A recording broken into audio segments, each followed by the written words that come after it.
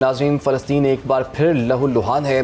गज़ा में इसराइली बमबारी से सिर्फ एक दिन में 79 बेगुनाह फ़लस्तीनी शहीद हो गए। हज़ारों लोग घर बार छोड़कर समुंदर की तरफ हिजरत पर मजबूर हैं, जहां खैमे और भूख उनका इंतज़ार कर रहे हैं। इस पर बात करेंगे। हमारे साथ मौजूद हैं बैनुल-अक़वामी अमूर के माहिर हैं प्रोफेसर हुसैन आलम साहब। हुसैन साहब, बहुत शुक्रिया आपने वक्त दिया प्रोग्राम में। अमेरिका की जानिब से फ़लस्तीनी रियासत को तस्लीम करने के लिए जिन ममालिक ने तस्लीम की है या वो हिमायत में बयान दे रहे हैं, उनको धमकियाँ दी जा रही हैं और सख्त धमकी दी गई है। आप क्या समझते हैं कि इस तरह का रवैया इख्तियार करना ट्रंप की जानिब से या अमेरिका की जानिब से ख़ित्ते के अमन को किस तरह से नुकसान देगा? और हमने वैसे भी देखा कि गाज़ा की जो सूरत हाल है, वहाँ पर लोग भूख से और अफलास से उनका बुरा हाल है। आए रोज़ बच्चे, बूढ़े, बुजुर्ग, खवातीन सब लोग शिकार हो रहे हैं, भूखकारों से जाँ भाग हो रहे हैं। ऐसी सूरत में इस तरह का बयान कितना ख़तरनाक है?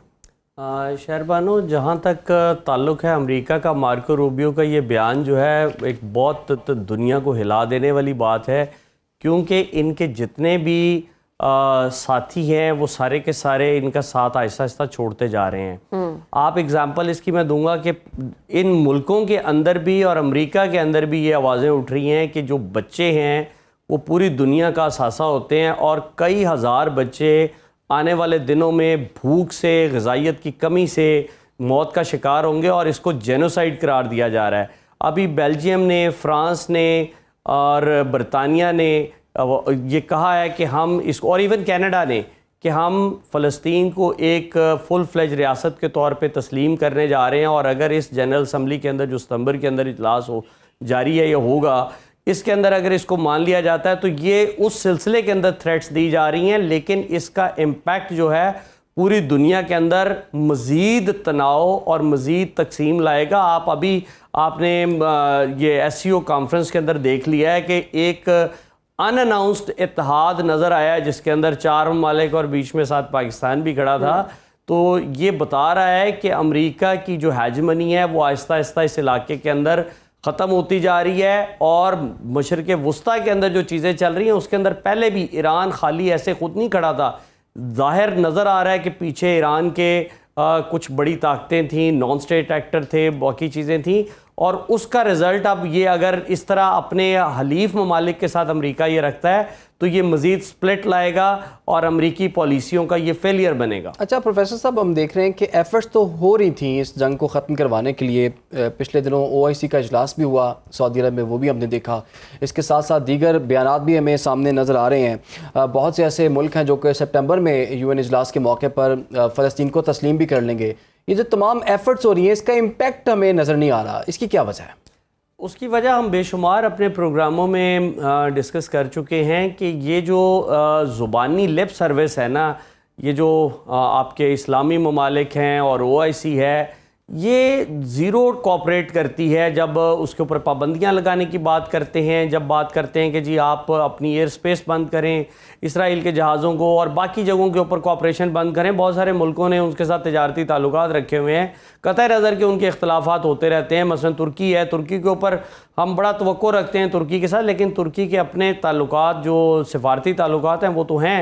और ऐसी सूरत में जब आप प्रैक्टिकल बात की तरफ आते हैं तो लोगों के अपने इकोनॉमिक इंटरेस्ट होते हैं, जिसकी वजह से वो उस तरीके से इम्प्लीमेंट नहीं कर पाते जो चीज़ें डिसाइड होती हैं, नंबर 1। नंबर 2, जब आप पूरी दुनिया को लेके चलते हैं तो फिर आपको पता है कि मीडिया भी उनके पास है, इकोनॉमी भी उनके पास है, तो अल्टीमेट लगता है कि शायद ज़ुबानी कलामी बातें हो रही हैं, इम्पैक्ट उसका नहीं हो रहा। और यकीनी बात है, अगर आपने इम्पैक्ट करना है तो आपको फाइनेंशली खुद मजबूत होना पड़ेगा। और वो जो सैंक्शंस हैं या जिस तरीके से इकनॉमिक बाइकआउट की मुहिम चली थी पिछले साल, उससे बड़ा इम्पैक्ट हुआ था। तो अभी भी अगर आप लोग मिलकर कुछ इकनॉमिक हिट कर सकें तो फिर शायद इसका हो जाएगा, अदरवाइज़ खाली ज़ुबानी कलामी कहने से कुछ नहीं होगा।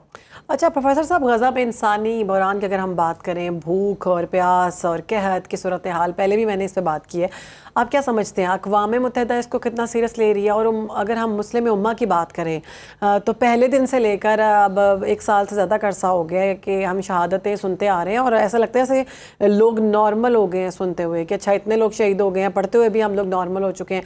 अभी मुकम्मल तौर पर मुस्लिम उम्मा को स्टैंड लेने की कितनी ज़्यादा ज़रूरत है? तुर्की का बयान भी सामने है इस सारे मामले पर, लेकिन ये बात सिर्फ बयानात तक की है। शहरबानो, जहाँ तक बात आपने की है ना कि तुर्की या कतर, हम उनके ऊपर उतना ही बोझ डालें जितना को वो बर्दाश्त कर सकें, कुछ हमें खुद भी करना चाहिए, पहली बात।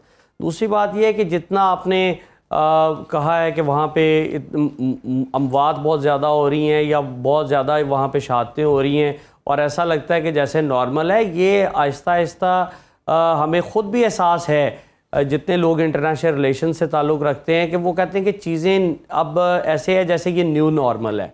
न्यू नॉर्मल का मतलब है कि चीज़ें अब रूटीन में लोग इनको लेना शुरू हो गए हैं।